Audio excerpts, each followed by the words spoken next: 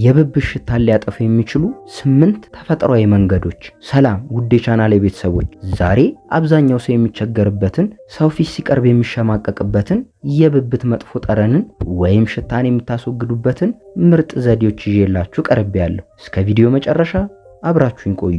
የብብት ሽታ ከሰዎች ጋር ባለን ግንኙነት ላይ ትልቅ ተጽዕኖን ይፈጥራል። በማህበራዊ ኑሯችን፣ በስራ ቦታና በመሳሰሉ ቦታዎች እንዲሁም ከሰዎች ጋር በሚኖረን ቅርርብ ወቅት ሰዎች እንዲጸየፉን ብሎ እንዲጠቋቆሙብን ያደርጋል። ታዲያ ከነዚህ ሁሉ ችግሮች ትላቀቁ ዘንድ ተፈጥሯዊ የሆኑና ምንም አይነት የጎንዮሽ ጉዳት የሌላቸውን መንገዶች አሁን እነግራችኋለሁ። ከዛ በፊት ግን እንደተለመደው ለዚህ ቻናል አዲስ የሆናችሁ ሰብስክራይብ በማድረግ ቤተሰብ ይሁኑ።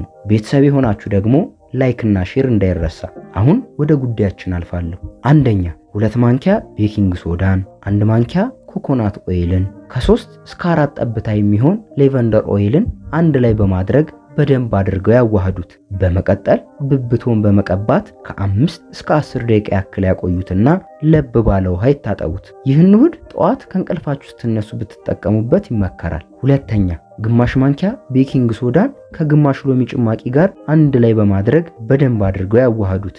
በመቀጠል በጥጥ አድርገው ብብቶ ላይ ለ2 ደቂቃ ያክል ይሹት። ከዛም ከ5 ደቂቃ በኋላ በንጹህ ውሃ ይታጠቡት። ሶስተኛ ሎሚን በማዘጋጀት 2 ቦታ ይቆረጡትና ይጭመቁት። ከዛም የሎሚውን ቁራጭ ብብቶ ስር ለ15 ደቂቃ ያክል ያቆዩት። ጭማቂውን ደግሞ የስፕሬይ ዕቃን በማዘጋጀት ከቤት ከመውጣቱ በፊት በብብቶ ላይ ይንፉት። አራተኛ የአፕል ጭማቂን በማዘጋጀት የስፕሬይ ዕቃ ውስጥ በማድረግ ከቤቶ ከመውጣቱ በፊት በብብቶ ላይ ይርጩት። አምስተኛ የሻይ ዛፍ ዘይትን በጥጥ አድርገው ብብቶ ላይ ቀቡት።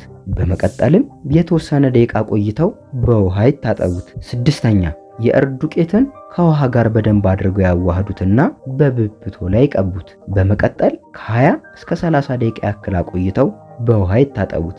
ሰባተኛ ጥቂት የቤኪንግ ሶዳን ከበቆሎ ዱቄት ጋር በመቀላቀል ብብቶን ይሹት። ስምንተኛ የአፕል ጭማቂን፣ የሎሚ ጭማቂንና ውሃን አንድ ላይ በማድረግ በደንብ ያዋህዱት። በመቀጠል ጧት ልብሶን ከመልበሶ በፊት በብብቶ ላይ ይርጩት።